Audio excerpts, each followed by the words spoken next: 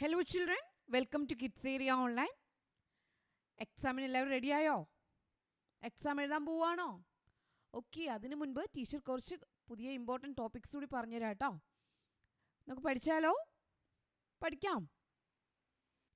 April May vacation classes kids area online കുട്ടികൾക്കായിട്ട് ഒരുക്കിയിട്ടുണ്ട്. എന്തൊക്കെയാണ് അതിലുള്ളതെന്ന് അറിയാവോ? മലയാളം അക്ഷരങ്ങൾ മുതൽ നിങ്ങളെ പഠിപ്പിക്കുന്നുണ്ട്. മലയാളം, ഇംഗ്ലീഷ്, ഹിന്ദി. ഇത് നിങ്ങൾക്ക് കൂട്ടി വായിക്കാനും കൂട്ടി എഴുതാനും ഒത്തിരി കുട്ടികൾക്ക് ബുദ്ധിമുട്ടാണ്. അവരെ കൂട്ടി എഴുതാനും കൂട്ടി വായിക്കുവാനും പഠിപ്പിക്കുന്ന ബേസിക് ആയിട്ടുള്ള ക്ലാസ്സസ് കിഡ്സ് ഏരിയ ഓൺലൈൻ വെക്കേഷനിൽ ഒരുക്കിയിട്ടുണ്ട്. ഗണിതം പാടായിട്ടുള്ള ഒത്തിരി കുട്ടികൾ, മാത്സ് ബുദ്ധിമുട്ടുള്ള ഒത്തിരി കുട്ടികളുണ്ട്. അവർക്ക് മാത്തമാറ്റിക്സിൻ്റെ ബേസിക് ക്ലാസ്സസ് എല്ലാം ഈ വെക്കേഷനിൽ നൽകുന്നുണ്ട്. അതിനു പുറമെ മറ്റൊരു കാര്യം, സ്പോക്കൺ ഇംഗ്ലീഷ് ക്ലാസ്സസ് ഈ വെക്കേഷനിൽ നിങ്ങൾക്ക് നൽകുന്നുണ്ട്. നിങ്ങൾ സ്കൂളിൽ പഠിക്കുന്ന സമയത്ത് ഇംഗ്ലീഷ് എക്സാം സ്വന്തമായിട്ടൊക്കെ നിങ്ങൾക്ക് എഴുതണ്ടേ? അപ്പോൾ സെൻറ്റൻസ് ക്രിയേഷൻ വേണ്ടേ? അതിനായിട്ട് കുറച്ച് കാര്യങ്ങൾ അറിയണ്ടേ? അങ്ങനെ എല്ലാ കാര്യങ്ങളും ഉൾപ്പെടുത്തിക്കൊണ്ട് ബേസിക് ഇംഗ്ലീഷ് ഗ്രാമർ ക്ലാസ് നിങ്ങൾക്ക് ഒരുക്കിയിട്ടുണ്ട്.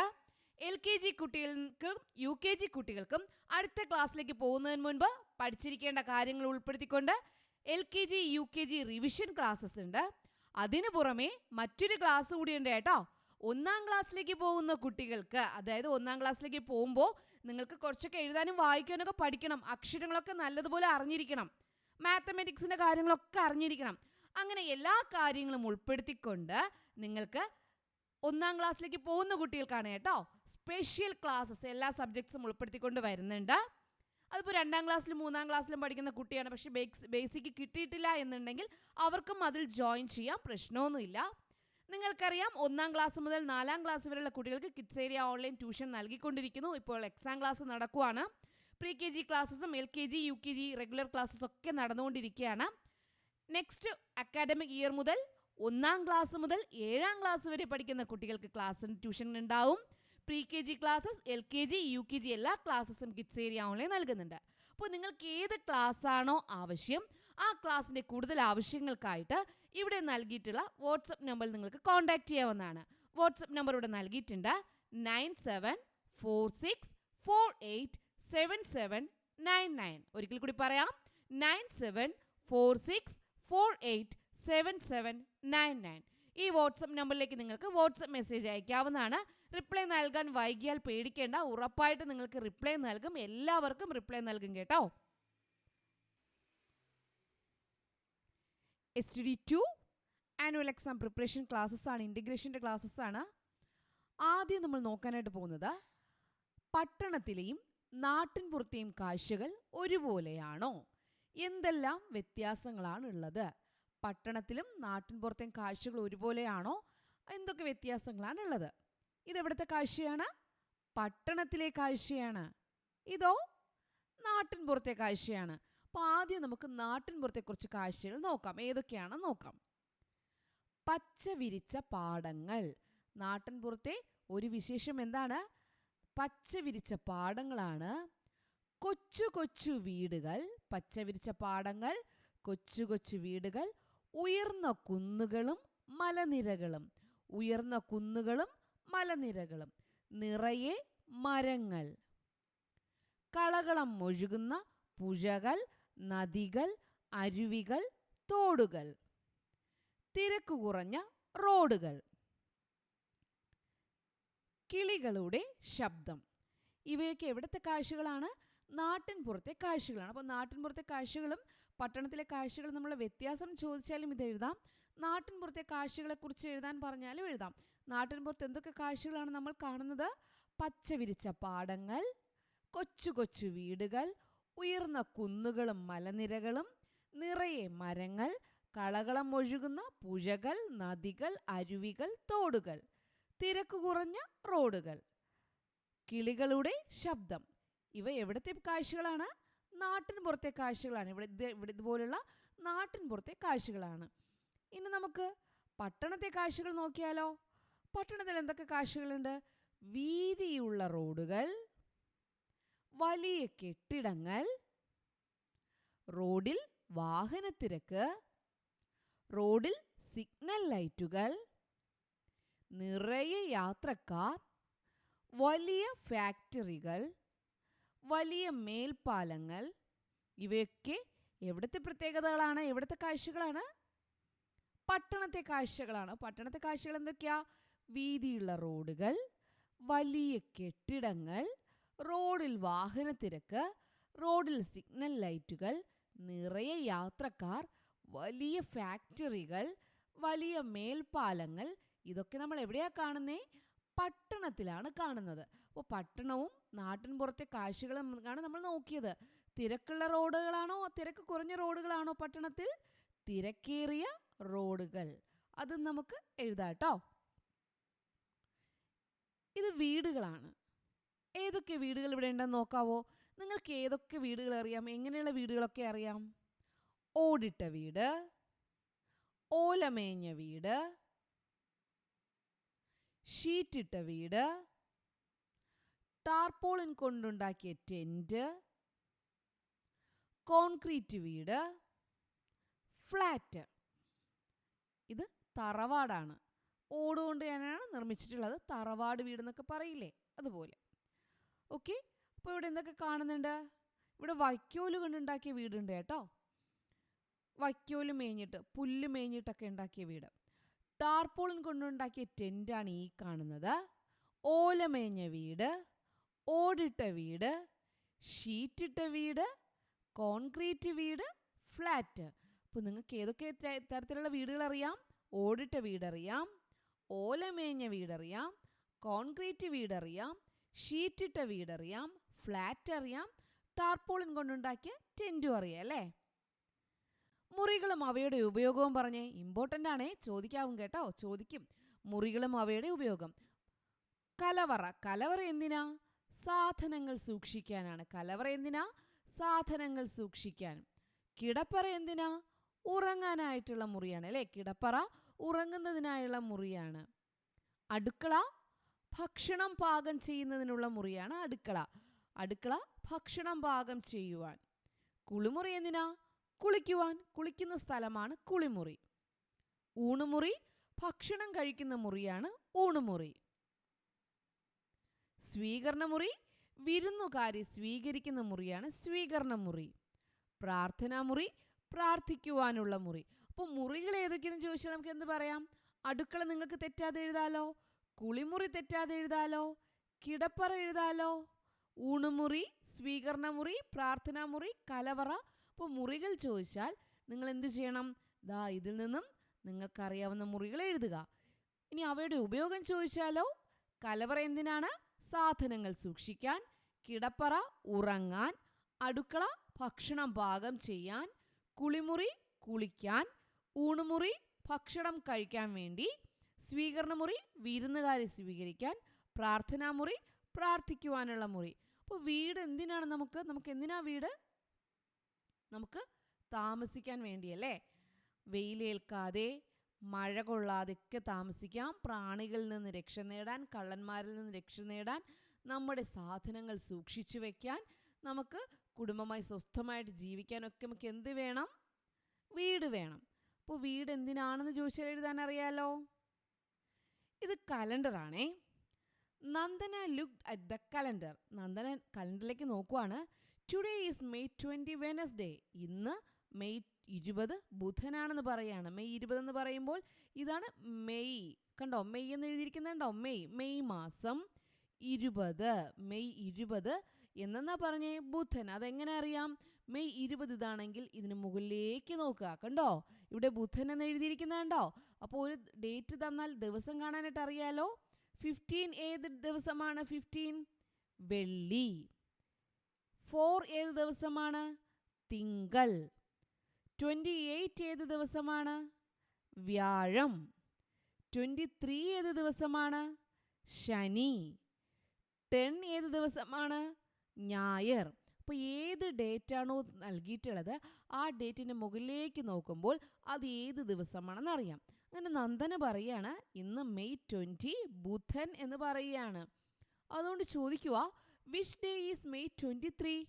അങ്ങനെയാണെങ്കിൽ നിങ്ങൾ പറഞ്ഞേ മെയ് 23 എന്നാ? മെയ് 23 എന്നാ നിങ്ങൾ പറഞ്ഞേ? അതെ, ശനി. മെയ് 23 എന്ന സാറ്റർഡേ ശനി. Saturday ശനിയാണ് May 23. ഓക്കെ, അങ്ങനെയാണെങ്കിൽ മറ്റൊരു കാര്യം നോക്കാം. Which dates are Fridays? Right in order. വെള്ളിയാഴ്ച ഏതൊക്കെ തീയതികളിലാണ് വരുന്നത്? വെള്ളിയാഴ്ച ഏതൊക്കെ തീയതികൾ? വെള്ളി എവിടെയാ? ഇതാണ് വെള്ളി, ഫ്രൈഡേ. ഫ്രൈഡേ ഏതൊക്കെ തീയതികളിൽ വരുന്നു?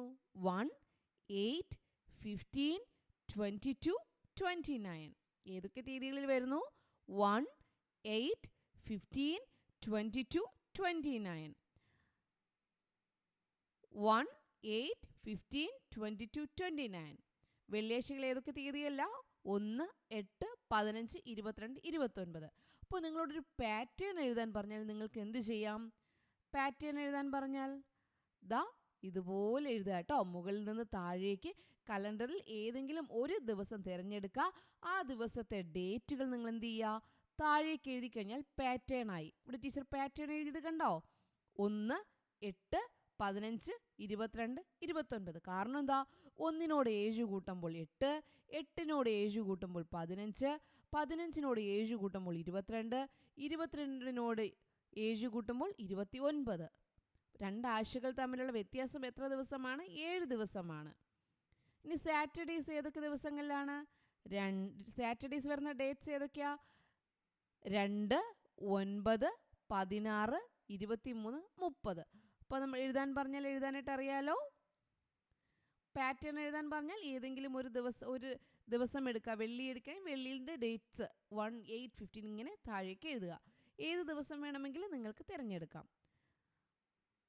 അപ്പോൾ 2 ആഴ്ചകൾ തമ്മിലുള്ള the difference between 2 weeks in 7 days. 2 ആഴ്ചകൾ തമ്മിലുള്ള വ്യത്യാസം 7 ദിവസമാണ്. അതുപോലെ മറ്റൊരു ക്വസ്റ്റ്യൻ ചോദിച്ചു കാണുന്നുണ്ട്. കലണ്ടറിൽ നമ്മൾ ഡേറ്റ് കൊടുക്കുക. ഫുൾ കംപ്ലീറ്റ് ചെയ്യുക. 1, 2, 3, 4 അങ്ങനെ ഒരു മാസം എത്ര ദിവസമുണ്ടോ അത്രയും കംപ്ലീറ്റ് ചെയ്യാനായിട്ടുള്ള ക്വസ്റ്റ്യനും ചോദിക്കുന്നുണ്ട് കേട്ടോ. അത് നിങ്ങൾ പഠിച്ചിട്ടുള്ളതാണ്. 1, 2, 3, 4 എന്ന് കലണ്ടറിൽ ഡേറ്റ് കൊടുക്കാൻ അറിയില്ലേ? അതുപോലെ ഡേറ്റ് കൊടുക്കാനായിട്ട് ചോദിക്കുന്നുണ്ട്. മറ്റൊരു ക്വസ്റ്റ്യൻ ചോദിച്ചു കാണുന്നത്, ഇതുപോലൊരു സ്ക്വയർ എടുക്കും. സ്ക്വയർ എടുത്ത ശേഷം ഓപ്പോസിറ്റുള്ളത് തമ്മിൽ കൂട്ടും. കൂട്ടിയിട്ട് അവ തമ്മിലുള്ള ഉത്തരം എത്രയാണെന്ന് ചോദിക്കും. 13ഉം 5ഉം കൂട്ടിയാൽ എത്രയാ? 13ഉം 5ഉം 14, 15, 16, 17, 18. അപ്പോൾ 13ഉം 5ഉം കൂട്ടിയാൽ 18. 12ഉം 6ഉം കൂട്ടിയാലോ? 18. ഓക്കെ, അപ്പോൾ ഓപ്പോസിറ്റും നിങ്ങൾ കലണ്ടറിൽ ഇതുപോലെ ഒരു സ്ക്വയർ 4 സംഖ്യകൾ അടുത്തടുത്തുള്ള 4 സംഖ്യകൾ എടുത്തിട്ട് ഓപ്പോസിറ്റായിട്ട് കൂട്ടിയാൽ, ക്രോസ് ചെയ്ത് കൂട്ടിയാൽ എന്താണ്? ഉത്തരം ഒരുപോലെ ആയിരിക്കും. ഇതുപോലെ മറ്റൊരു കോളം കണ്ടെത്താൻ പറഞ്ഞാൽ നിങ്ങൾക്ക് എന്ത് ചെയ്യാം? അതുപോലെ നിങ്ങൾക്ക് എന്ത് ചെയ്യാം? അടുത്തടുത്തുള്ള മറ്റൊരു കോളം കണ്ടെത്താം. 11, 3, 14. 10, 4 ഇവിടുന്ന് 11, 3 കൂടെ കൂട്ടുക 14. 10, 4, 14. നിങ്ങൾക്കങ്ങനെ ഇഷ്ടമുള്ളത് എന്ത് ചെയ്യാം? സെലക്ട് ചെയ്യാം. ഇവിടെ നോക്കിയേ, നമ്മൾ ഈ സ്ക്വയർ എടുത്തു കഴിഞ്ഞാലോ 9, 1, 10. 8, 2, 10. 8, 2, 10. അപ്പോൾ നമുക്ക് അങ്ങനെയും ചെയ്യാം. അപ്പോൾ അവർ മാതൃക നൽകിയിരിക്കും. അതുപോലെ കണ്ടെത്താൻ പറഞ്ഞാൽ ചെയ്യാനായിട്ട് അറിയാലോ. കലണ്ടറിൽ എല്ലാ ഡേറ്റും നൽകാനായിട്ട് പറയും. പാറ്റേൺ എഴുതാൻ പറയും. ഡേറ്റ് തന്നിട്ട് ഏത് ദിവസമാണെന്ന് ചോദിക്കും. ഇതുപോലെ സ്ക്വയർ കണ്ടെത്താനായിട്ടും പറയും. അപ്പോൾ എങ്ങനെ ചോദിച്ചാലും നിങ്ങൾക്ക് എഴുതാനായിട്ട് അറിയാലോ. കലണ്ടറിലെ ക്വസ്റ്റ്യൻ തെറ്റില്ലല്ലോ? ഇല്ല. ഇവിടെ നോക്കണേ, ഇവിടെ ഒരു കടയാണ്, കളിപ്പാട്ട കടയാണ്. കളിപ്പാട്ടമുണ്ട്. ബലൂൺ 5 രൂപയാണ്, പന്ത് 20 രൂപയാണ്, കാർ 16 രൂപ, പാവ 15 രൂപ, PP 6 രൂപ. Balloon 5, ball 20, car 16, doll 15, whistle 6. Abhinand ഒരു ബലൂണും ഒരു പന്തും വാങ്ങി. Abhinand bought a balloon and a ball. ആകെ എത്ര രൂപ? How many rupees? എന്തൊക്കെ വാങ്ങി? അഭിനന്ദ് എന്തൊക്കെ വാങ്ങി? ഒരു ബലൂൺ വാങ്ങി, ഒരു പന്തും വാങ്ങി. അപ്പോൾ എത്രയൊക്കെയാണ് വരിക? 5 + 20. 5 + 20. 20 + 5 എത്രയാ? അല്ലെങ്കിൽ 5 + 20 എത്രയാ? 25 റുപ്പീസ്. രണ്ടും കൂടി കൂട്ടി എഴുതി. അറിയാലോ, ഇങ്ങനൊരു ക്വസ്റ്റ്യൻ വന്ന് എഴുതാൻ അറിയാലോ. അഭിനന്ദ് 3 10 രൂപ നോട്ടുകൾ നൽകിയാൽ എത്ര രൂപ ബാക്കി കിട്ടും? അപ്പം 3 10 രൂപ എന്ന് പറഞ്ഞാൽ 30 രൂപ. അപ്പോൾ അപ്പം എത്ര രൂപയ്ക്കുള്ള സാധനമാണ് മേടിച്ചത്? 25. അപ്പം 30 മൈനസ് 25, 30 മൈനസ് 25, 5. അതുപോലെ ചോദിക്കാം, ഉണ്ണി 21 രൂപയ്ക്ക് കളിപ്പാട്ടം വാങ്ങി. ഏതൊക്കെ വിലയ്ക്കുള്ളവയാണ് വാങ്ങിയത്? 21 രൂപയ്ക്ക് വാങ്ങി. അപ്പോൾ ഏതൊക്കെയായിരിക്കാം? 21 രൂപ വരണമെങ്കിൽ ഏതൊക്കെയായിരിക്കാം? 16ഉം 5ഉം വരാം, 15ഉം 6ഉം വരാം. 16ഉം 5ഉം 21ആണ്, 15ഉം 6ഉം 21ആണ്. രണ്ട് ഉത്തരവും ശരിയാണ് കേട്ടോ. 21 രൂപ രണ്ടും കൂട്ടുമ്പോൾ 21 കിട്ടണം. 16ഉം 5 16 കഴിഞ്ഞ് 17 18 19 20 21 21 രൂപ കിട്ടി. പാവയും പീപ്പിയും വാങ്ങിയാലോ? 15 16 17 18 19 20 21. പാവയും പീപ്പിയും വാങ്ങിയാലും 21 രൂപയാണ്. കാറും ബലൂണും വാങ്ങിയാലും 21 രൂപയാണ്. അപ്പോൾ ഉണ്ണിക്ക് ഇഷ്ടമുള്ള കളിപ്പാട്ടം ഏതാണോ അത് മേടിച്ചിട്ടുണ്ട്. 21 രൂപയ്ക്കാണ് കളിപ്പാട്ടം വാങ്ങിയത്. അടുത്ത ചോദ്യം, നന്ദനയുടെ കയ്യിൽ 20 രൂപയുണ്ട്. ഏതൊക്കെ വിലയ്ക്കുള്ള കളിപ്പാട്ടങ്ങൾ വാങ്ങാൻ കഴിയും? നന്ദനയുടെ കയ്യിൽ 20 രൂപയുണ്ട്. ഏതൊക്കെ വിലയ്ക്കുള്ള കളിപ്പാട്ടങ്ങൾ വാങ്ങാൻ കഴിയും? ഒന്നുകിൽ പന്ത് മാത്രം വാങ്ങാൻ കഴിയും അല്ലേ, അല്ലായെങ്കിൽ 15 രൂപയുടെ പീപ്പിയും 15 രൂപയുടെ പാവയും 5 രൂപയുടെ ബലൂണും വാങ്ങാം. 15 രൂപയുടെ പാവയും 5 രൂപയുടെ ബലൂണും വാങ്ങിയാൽ എത്രയായി? 20 രൂപയായി. 15 രൂപയുടെ ഡോളും 5 രൂപയുടെ ബലൂണും വാങ്ങിയാൽ നന്ദനയുടെ കയ്യിലുള്ള 20 രൂപയ്ക്ക് ടോയ്സ് വാങ്ങാം. ഓക്കെ,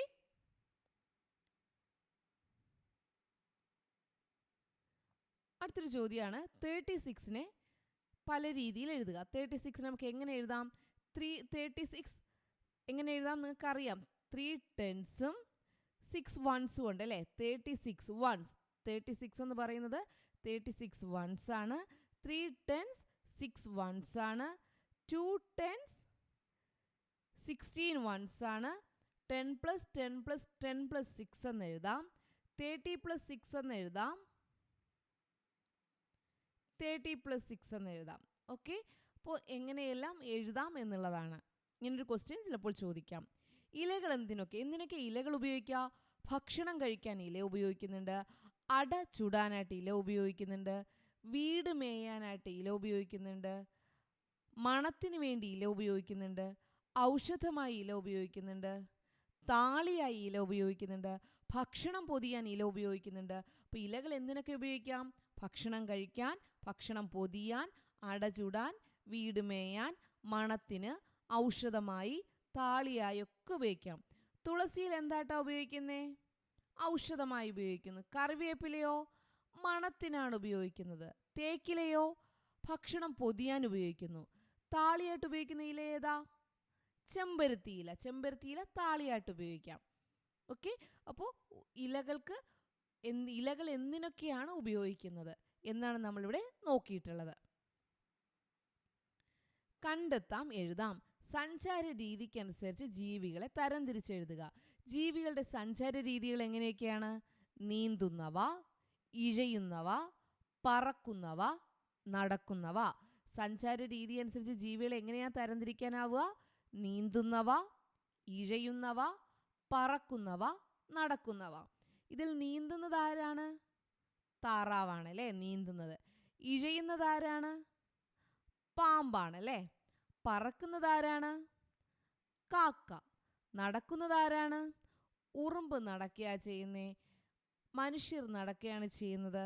ഓക്കെ, അപ്പോൾ ഇതുപോലെയുള്ള ജീവികൾ തന്നിരുന്നാൽ സഞ്ചാര രീതി അനുസരിച്ച് ജീവികളെ തരംതിരിച്ചെഴുതാനായിട്ട് അറിയാലോ. അപ്പോൾ ഇത് നിങ്ങൾ തന്നെ എഴുതേണ്ടി വരും. നീന്തുന്നവ, ഇഴയുന്നവ, പറക്കുന്നവ, നടക്കുന്നവ എഴുതിയ ശേഷം നിങ്ങൾ എന്ത് ചെയ്യണം? ശരിയായി ഉത്തരം എഴുതണം. ഓക്കെ, വരച്ച് യോജിപ്പിക്കുക. എണ്ണയിൽ ചുടുന്നവ.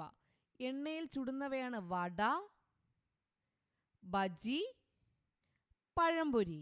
എണ്ണയിൽ ചുട്ടെടുക്കുന്നതാണ് വട, ബജി, പഴംപൊരി. ഇതുപോലെ അടുത്ത കോളത്തിൽ നമുക്ക് എന്തെഴുതാം? ആവിയിൽ വേവിച്ചെടുക്കുന്നവ. ആവിയിൽ വേവിച്ചെടുക്കുന്നവ ഏതൊക്കെയാണ്? ഇഡലി, ഇടിയപ്പം, പുട്ട്. ഇത് ആവിയിൽ വേവിച്ചെടുക്കുന്നതാണ്. ഇഡലി, ഇടിയപ്പം, പുട്ട് എങ്ങനെയാണ് വേവിച്ചെടുക്കുന്നത്? ആവിയിൽ. ഇത് എണ്ണയിൽ ചുട്ടെടുക്കുന്നതാണ്. ആവിയിൽ വേവിക്കുന്നവ.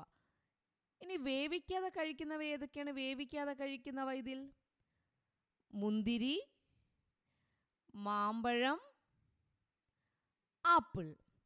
എണ്ണയിൽ ചുടുന്നവ, ആവിയിൽ വേവിക്കുന്നവ, വേവിക്കാതെ കഴിക്കുന്നവ.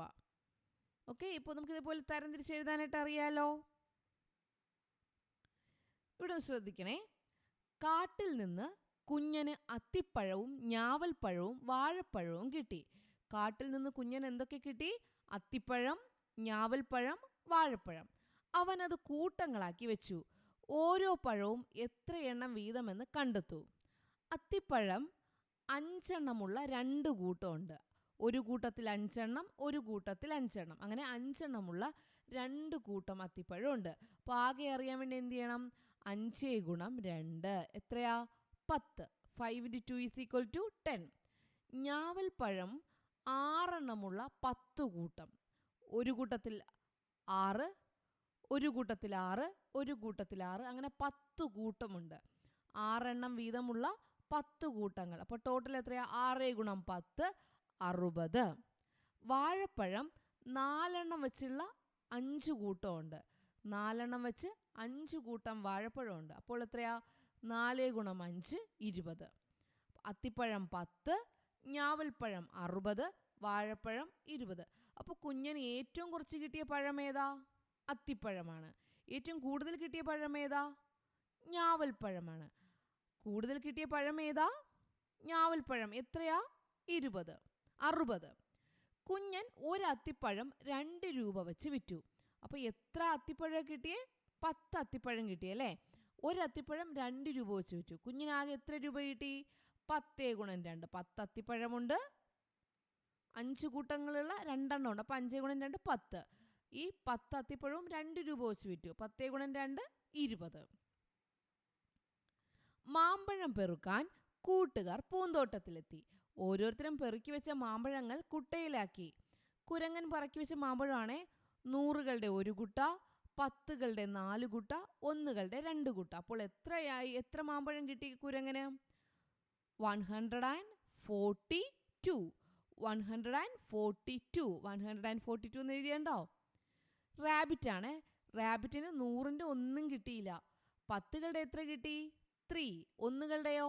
4. അപ്പോൾ 34. എത്രയാ? 34. നമ്മൾ ഒന്നാമത്തെ കോളം, ആദ്യത്തെ കോളം ഒഴിച്ചിട്ടിരുന്നാൽ നമ്മളിവിടെ ഒന്നും എഴുതേണ്ട കാര്യമില്ല. നമ്മൾ തുടങ്ങിയിട്ട് വീണ്ടും ഇടയ്ക്ക് ഇപ്പോൾ 100ന്റെ ഇവിടെ ഉണ്ട്, 10ന്റെ ഇല്ല, 1ന്റെ ഉണ്ട്. അങ്ങനെയാണെങ്കിൽ ഇല്ലാത്ത സ്ഥലത്ത് നമ്മൾ എന്ത് കൊടുക്കണം? 0 കൊടുക്കണം. ഇവിടെ 10ഉം 1ഉം ഉണ്ട്. അപ്പോൾ 3 10ഉം 4 1ഉം 34. ഇവിടെ നോക്കി, അണ്ണാൻ എത്ര 10കൾ കിട്ടി? 1 2 3 4 5 5 10കൾ. അപ്പോൾ 50. 3 1കൾ. ടോട്ടൽ 53. 5 10കളും 3 1കളും 53. ഡിയറിന് എന്താ കിട്ടിയ? മാനിന് എന്തായിരുന്നു? 100ന്റെ 1 കുട്ട കിട്ടി, 10ന്റെ 2 കുട്ട. ഇവിടെ കിട്ടിയോ? 1ന്റെ കിട്ടിയോ? ടീച്ചർ പറഞ്ഞു 100ന്റെ തുടങ്ങിക്കഴിഞ്ഞാൽ ഇവിടെ ഇല്ലെങ്കിൽ നമ്മൾ എന്ത് കൊടുക്കണം? 0 കൊടുക്കണം. അപ്പം 100ന്റെ 1 ഉണ്ട്, 10ന്റെ 2 ഉണ്ട്. അപ്പം 120. 120. 0 എവിടെ നിന്ന് വന്നു? ഇവിടെ ഇല്ലാത്തത് കൊണ്ട് 0 കൊടുത്തു. ഇവിടെ 1 100, 2 10, 0 1കൾ. മനസ്സിലായോ? കണക്ക് ചെയ്യാൻ മനസ്സിലായോ? അപ്പം ഇങ്ങനെയുള്ള ആക്ടിവിറ്റീസ് വന്നാൽ നിങ്ങളത് ചെയ്യുമല്ലോ. വീടിൻ്റെ ഉപയോഗം അറിയാലോ, കലണ്ടർ അറിയാലോ. ഇതൊക്കെ തെറ്റാതെ ചെയ്യില്ലേ? Yes. Okay children, bye. Thank you. April May vacation classes kids area online കുട്ടികൾക്കായിട്ട് ഒരുക്കിയിട്ടുണ്ട്. എന്തൊക്കെയാണ് അതിലുള്ളതെന്ന് അറിയാവോ? മലയാളം അക്ഷരങ്ങൾ മുതൽ നിങ്ങളെ പഠിപ്പിക്കുന്നുണ്ട്. മലയാളം, ഇംഗ്ലീഷ്, ഹിന്ദി. ഇത് നിങ്ങൾക്ക് കൂട്ടി വായിക്കാനും കൂട്ടി എഴുതാനും ഒത്തിരി കുട്ടികൾക്ക് ബുദ്ധിമുട്ടാണ്. അവരെ കൂട്ടി എഴുതാനും കൂട്ടി വായിക്കുവാനും പഠിപ്പിക്കുന്ന ബേസിക് ആയിട്ടുള്ള ക്ലാസ്സസ് കിഡ്സ് ഏരിയ ഓൺലൈൻ വെക്കേഷനിൽ ഒരുക്കിയിട്ടുണ്ട്. ഗണിതം പാടായിട്ടുള്ള ഒത്തിരി കുട്ടികൾ, മാത്സ് ബുദ്ധിമുട്ടുള്ള ഒത്തിരി കുട്ടികളുണ്ട്. അവർക്ക് മാത്തമാറ്റിക്സിൻ്റെ ബേസിക് ക്ലാസ്സസ് എല്ലാം ഈ വെക്കേഷനിൽ നൽകുന്നുണ്ട്. അതിനു പുറമെ മറ്റൊരു കാര്യം, സ്പോക്കൺ ഇംഗ്ലീഷ് ക്ലാസ്സസ് ഈ വെക്കേഷനിൽ നിങ്ങൾക്ക് നൽകുന്നുണ്ട്. നിങ്ങൾ സ്കൂളിൽ പഠിക്കുന്ന സമയത്ത് ഇംഗ്ലീഷ് എക്സാം സ്വന്തമായിട്ടൊക്കെ നിങ്ങൾക്ക് എഴുതണ്ടേ? അപ്പോൾ സെന്റൻസ് ക്രിയേഷൻ വേണ്ടേ? അതിനായിട്ട് കുറച്ച് കാര്യങ്ങൾ അറിയണ്ടേ? അങ്ങനെ എല്ലാ കാര്യങ്ങളും ഉൾപ്പെടുത്തിക്കൊണ്ട് ബേസിക് ഇംഗ്ലീഷ് ഗ്രാമർ ക്ലാസ് നിങ്ങൾക്ക് ഒരുക്കിയിട്ടുണ്ട്. LKG കുട്ടികൾക്കും UKG കുട്ടികൾക്കും അടുത്ത ക്ലാസ്സിലേക്ക് പോകുന്നതിന് മുൻപ് പഠിച്ചിരിക്കേണ്ട കാര്യങ്ങൾ ഉൾപ്പെടുത്തിക്കൊണ്ട് LKG UKG റിവിഷൻ ക്ലാസ്സസ് ഉണ്ട്. അതിനു പുറമെ മറ്റൊരു ക്ലാസ് കൂടി ഉണ്ട് കേട്ടോ. 1-ാം ക്ലാസ്സിലേക്ക് പോകുന്ന കുട്ടികൾക്ക്, അതായത് 1-ാം ക്ലാസ്സിലേക്ക് പോകുമ്പോൾ നിങ്ങൾക്ക് കുറച്ചൊക്കെ എഴുതാനും വായിക്കാനൊക്കെ പഠിക്കണം, അക്ഷരങ്ങളൊക്കെ നല്ലതുപോലെ അറിഞ്ഞിരിക്കണം, മാത്തമാറ്റിക്സിൻ്റെ കാര്യങ്ങളൊക്കെ അറിഞ്ഞിരിക്കണം. അങ്ങനെ എല്ലാ കാര്യങ്ങളും ഉൾപ്പെടുത്തിക്കൊണ്ട് നിങ്ങൾക്ക് 1-ാം ക്ലാസ്സിലേക്ക് പോകുന്ന കുട്ടികൾക്കാണ് കേട്ടോ സ്പെഷ്യൽ ക്ലാസ്സസ് എല്ലാ സബ്ജക്ട്സും ഉൾപ്പെടുത്തിക്കൊണ്ട് വരുന്നുണ്ട്. അതിപ്പോൾ 2-ാം ക്ലാസ്സിലും 3-ാം ക്ലാസ്സിലും പഠിക്കുന്ന കുട്ടിയാണ്, പക്ഷേ ബേസിക് കിട്ടിയിട്ടില്ല എന്നുണ്ടെങ്കിൽ അവർക്കും അതിൽ ജോയിൻ ചെയ്യാം, പ്രശ്നമൊന്നുമില്ല. നിങ്ങൾക്കറിയാം 1-ാം ക്ലാസ് മുതൽ 4-ാം ക്ലാസ് വരെയുള്ള കുട്ടികൾക്ക് കിഡ്സ് ഏരിയ ഓൺലൈൻ ട്യൂഷൻ നൽകിക്കൊണ്ടിരിക്കുന്നു. ഇപ്പോൾ എക്സാം ക്ലാസ് നടക്കുവാണ്. പ്രീ KG ക്ലാസ്സസും LKG UKG റെഗുലർ ക്ലാസ്സസ് ഒക്കെ നടന്നുകൊണ്ടിരിക്കുകയാണ്. നെക്സ്റ്റ് അക്കാഡമിക് ഇയർ മുതൽ 1-ാം ക്ലാസ് മുതൽ 7-ാം ക്ലാസ് വരെ പഠിക്കുന്ന കുട്ടികൾക്ക് ക്ലാസ് ട്യൂഷൻ ഉണ്ടാവും. Pre KG classes, LKG UKG എല്ലാ ക്ലാസ്സസും കിഡ്സ് ഏരിയ ഓൺലൈൻ നൽകുന്നുണ്ട്. അപ്പോൾ നിങ്ങൾക്ക് ഏത് ക്ലാസ് ആണോ ആവശ്യം, ആ ക്ലാസ്സിൻ്റെ കൂടുതൽ ആവശ്യങ്ങൾക്കായിട്ട് ഇവിടെ നൽകിയിട്ടുള്ള വാട്സപ്പ് നമ്പറിൽ നിങ്ങൾക്ക് കോൺടാക്റ്റ് ചെയ്യാവുന്നതാണ്. വാട്സപ്പ് നമ്പർ ഇവിടെ നൽകിയിട്ടുണ്ട്. 9746487799. ഒരിക്കൽ കൂടി പറയാം, 9746487799. ഈ വാട്സപ്പ് നമ്പറിലേക്ക് നിങ്ങൾക്ക് വാട്സപ്പ് മെസ്സേജ് അയക്കാവുന്നതാണ്. റിപ്ലൈ നൽകാൻ വൈകിയാൽ പേടിക്കേണ്ട, ഉറപ്പായിട്ട് നിങ്ങൾക്ക് റിപ്ലൈ നൽകും, എല്ലാവർക്കും റിപ്ലൈ നൽകും കേട്ടോ.